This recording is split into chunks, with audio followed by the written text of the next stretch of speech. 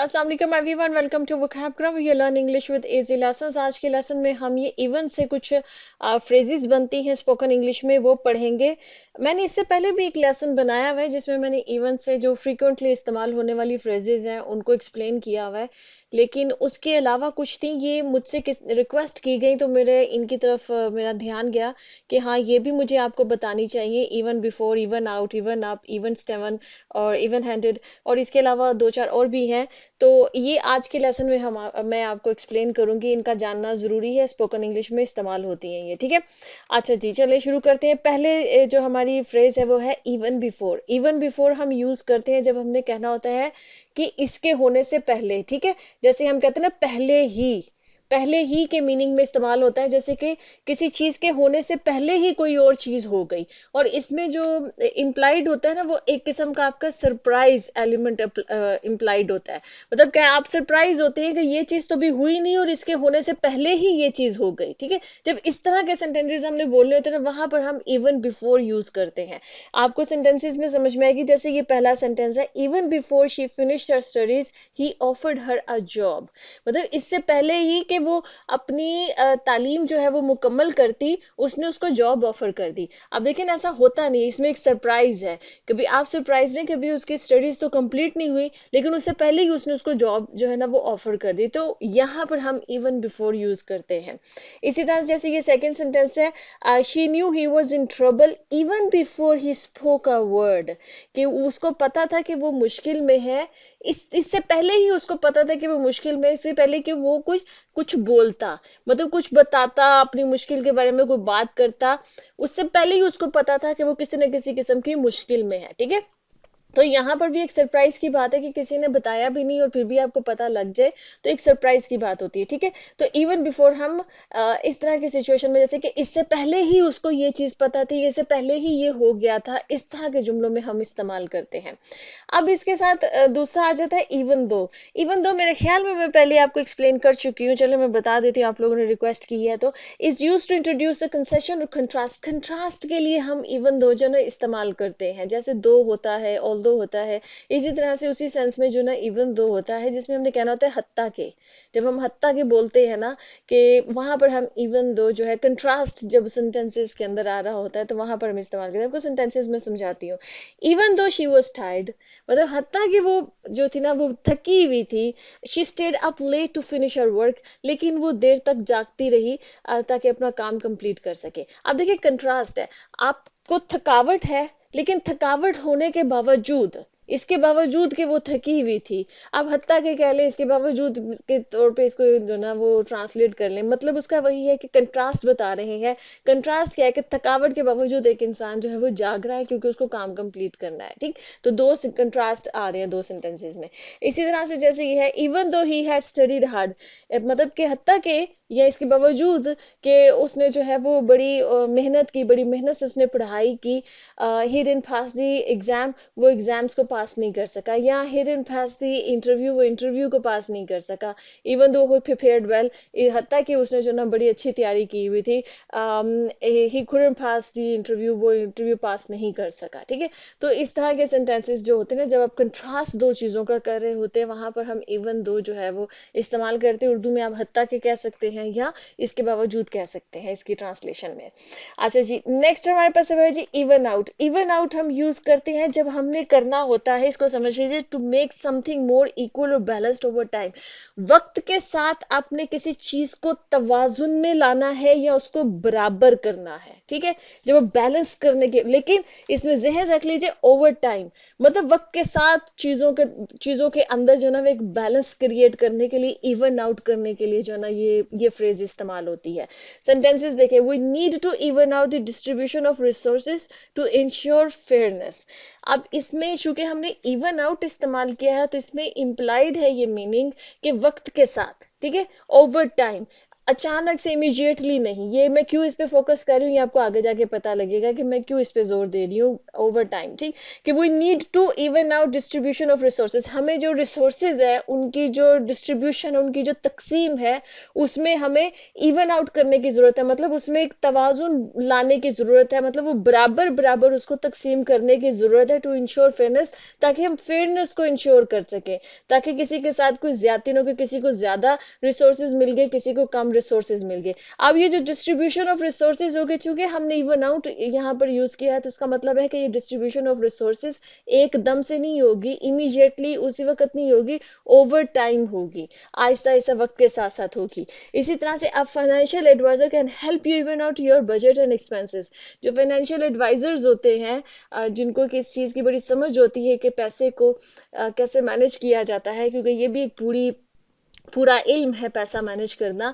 तो जो financial adviser है वो आपको हेल्प कर सकते हैं कि आप अपने बजट, मतलब जितना आपके पास पैसे आ रहे हैं, आपकी जो अर्निंग है, जितने भी आप कमा रहे हैं, और आपके जो अखराजात हैं, उनको इवन आउट कैसे करना है, मतलब उनमें बैलेंस कैसे लाना है। क्योंकि कुछ लोगों के साथ क्या होता है कि जितना वो कमा रहे होते हैं उससे ज्यादा वो खर्च कर रहे होते हैं, तो वो फिर उनका बैलेंस नहीं हो रहा होता है, ठीक है। तो ये बैलेंस क्रिएट करना जो है ना, ये आपको फाइनेंशियल एडवाइजर सिखा। अब ये फाइनेंशियल एडवाइजर जो ये चीज सिखाएगा, ये आप इस चीज को अचीव करेंगे कुछ आहिस्ता आहिस्ता, ठीक है, कुछ टाइम में, ओवर टाइम। अब आ जाते हैं जो इवन अप। अब आपको समझ में आएगी कि मैं क्यों इवन आउट पे इतना ज्यादा फोकस कर रही थी, क्योंकि इवन अप का मतलब भी यही होता है, चीजों में तवाजुन क्रिएट करना, चीजों को बराबर करना। लेकिन ये इवन अप हम यूज करते हैं जब हमने कहना होता है कि इमीडिएटली, मतलब जैसे हमने रिसोर्सेज की पीछे हमने एग्जांपल पढ़ी है ना, रिसोर्सेज को तकसीम करना। अब कुछ जगहों पर, कुछ सिचुएशन में ये हो सकता है कि रिसोर्सेज की इमीडिएटली जो है ना वो डिस्ट्रीब्यूशन हो जानी है, ठीक। तो वहां पर जब इमीडिएटली कोई चीज तकसीम हो रही है, उसी वक्त जिन जिन को चाहिए आप उसी वक्त उनको दे रहे हैं, तो फिर तो इवन आप यूज कीजिए। लेकिन अगर आपको पता है कि ये डिस्ट्रीब्यूशन को टाइम लगना है, क्योंकि जो बड़े प्रोजेक्ट्स होते हैं उनमें थोड़ा थोड़ा करके दिया जाता है, एकदम से सारे रिसोर्सेज जो है वो डिस्ट्रीब्यूट नहीं किए जाते, तो वहां पर फिर आप इवन आउट यूज कीजिए, ठीक है।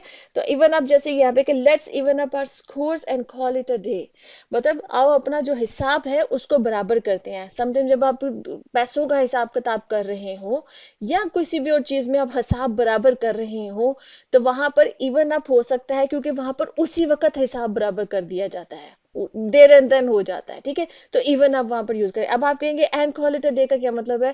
कॉल इट अ डे का मतलब ये होता है और इस बात को खत्म करना, जो भी काम हो रहा है उस काम को खत्म करना है, किसी बात को खत्म करना है, किसी एक्टिविटी को खत्म करने के लिए कहते हैं कॉल इट अ डे। जैसे आपने कहा कि अब जैसे दो दोस्तों के बीच में बहस हो जाए ना, तो अक्सर कहते हैं कि यार let's call it a day. उनका मतलब ये होता है कि आओ इस बहस को अब हम खत्म करते हैं, मतलब किसी चीज को उस जगह पर खत्म करना, किसी पॉइंट पे, उसको कॉल इट अ डे बोला, उसके लिए फ्रेज यूज होती है कॉल इट अ डे। तो let's even up our scores, कि आओ अपना हिसाब जो है वो बराबर करते हैं, and call it a day, और इस बात को यहीं पर खत्म करते हैं, ठीक है।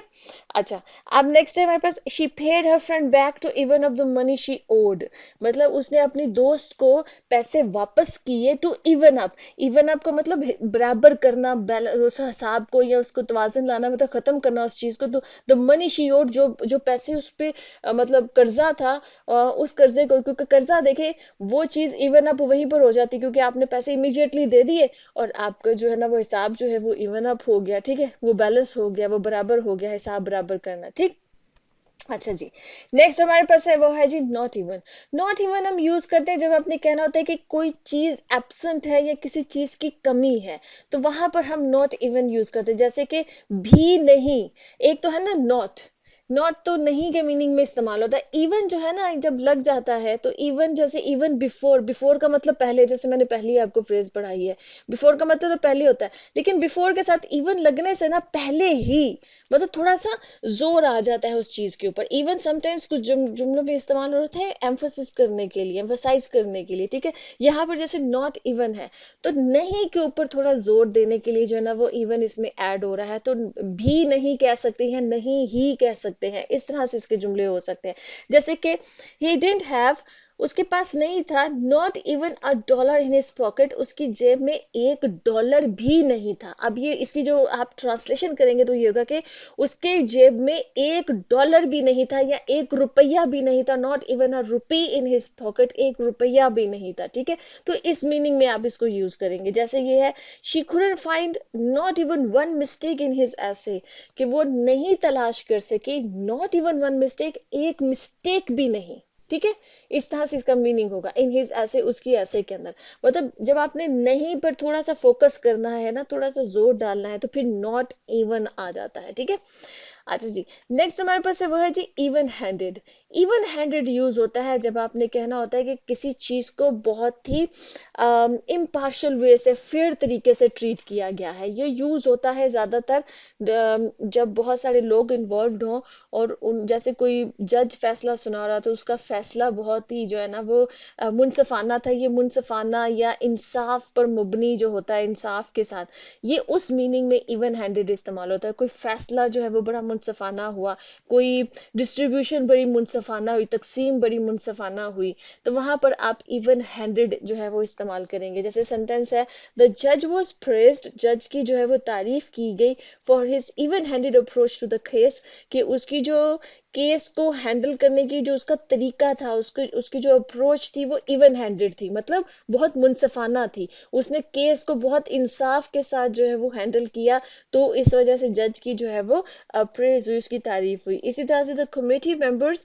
वर chosen for their reputation for being even handed in decision making. कोई कमेटी बनी है और उसमें जो मेंबर्स उस कमेटी में चूज किए गए हैं, वो इसलिए चूज किए गए हैं क्योंकि उनकी जो रेपुटेशन है, उनकी जो शोहरत है, वो ये है कि वो फैसला करते वक्त बहुत ही इवन हैंडेड रहते हैं, मतलब बहुत ही मुनसफाना रहते हैं, मतलब वो फैसले जो है वो इंसाफ के साथ करते हैं। ठीक, नेक्स्ट हमारे पास फ्रेज है वो है जी इवन स्टेवन। इवन स्टेवन जो है ये यूज किया जाता है जब आपने किसी सिचुएशन में कहना होता है कि दो पार्टीज के दरमियान, किसी सिचुएशन के अंदर जो दो पार्टीज इन्वॉल्व हैं, उनके दरमियान में जो तकसीम हुई है, कोई भी चीज जो तकसीम हुई है, डिवाइड हुई है, वो इक्वली हुई है, वो बराबर बराबर तकसीम हुई है। तो ये जो बराबर की तकसीम है ना, उसको हम इवन स्टेवन कहते हैं।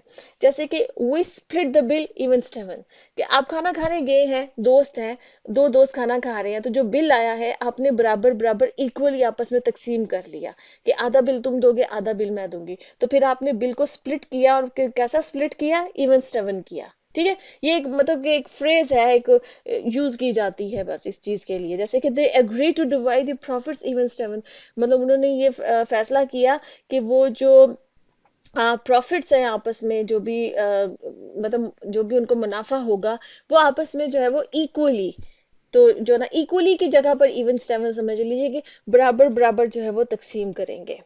नेक्स्ट है जी हमारे पास वो है जी इवन खेल। इवन खेल जो है ना, ये फ्रेज इस्तेमाल की जाती है इमोशनल और मेंटल स्टेबिलिटी के लिए। देखिए, जब कोई इंसान जो है वो किसी मुश्किल सिचुएशन से गुजरे, कि जहां पर या तो वो इमोशनली जो है वो बहुत डिस्टर्ब हो गया है या मेंटली बहुत डिस्टर्ब हो गया है, लेकिन अगर कोई इंसान जो है उस मुश्किल फेज से गुजरने के बाद अपने इमोशंस को या अपनी मेंटल जो भी उसकी कंडीशन है, उसको अगर वो स्टेबल कर लेता है, तो फिर वहां पर हम जो है इवन खेल जो है वो इस्तेमाल करेंगे। अब हम जो अपनी उर्दू जुबान में या हिंदी जुबान में जो एक इमोशनल स्टेबिलिटी या मेंटल स्टेबिलिटी को कहते हैं, तो हम उसके लिए पुरसुकून कहते हैं कि वो बड़ा पुरसुकून है, ये जहनी तौर पे पुरसुकून है, या जो है ना वो जज्बाती तौर पे वो इंसान पुरसुकून है। ठीक है, तो इंग्लिश में इसको इमोशनल या मेंटल स्टेबिलिटी कहा जाता है। इसी तरह जैसे देखिए, डिस्पाइट द चैलेंजेस, मतलब मुश्किलात के बावजूद, she manage to keep her emotions on an even keel. अच्छा, इसको ऑन इवन कील करके इस्तेमाल होता है, ऑन इसके साथ प्रपोजिशन यूज होती है जब भी इस फ्रेज को बोला जाता है। ठीक है, तो ऑन एन इवन कील, कि वो जो है ना मतलब उसने मैनेज किया है कि अपने इमोशंस को जो है वो पुरसुकून रख सके, मतलब अपने आप को जज्बाती तौर पे वो पुरसुकून रख सके, स्टेबल रख सके। इसी तरह से his leadership style is known for keeping the company on an even कील इवन ड्यूरिंग टर्बुलेंट टाइम्स। ठीक है, मतलब मुश्किल वक्त के बावजूद जो है ना वो उसकी जो लीडरशिप स्टाइल है वो इस तरह से है कि वो कंपनी को बहुत ही स्टेबिलिटी के साथ रखता है, मतलब कंपनी के अंदर किसी किस्म का कोई हिजान पैदा नहीं होने देता। ये नहीं होता कि आज तो सब कुछ बहुत ही अच्छा है, अगले दिन जो है ना सब कुछ एकदम से जो है ना गड़बड़ है। ठीक है, ऐसा नहीं है। वो बहुत स्मूथ रखता है, स्टेबल रखता है, उसकी लीडरशिप स्टाइल ऐसा है।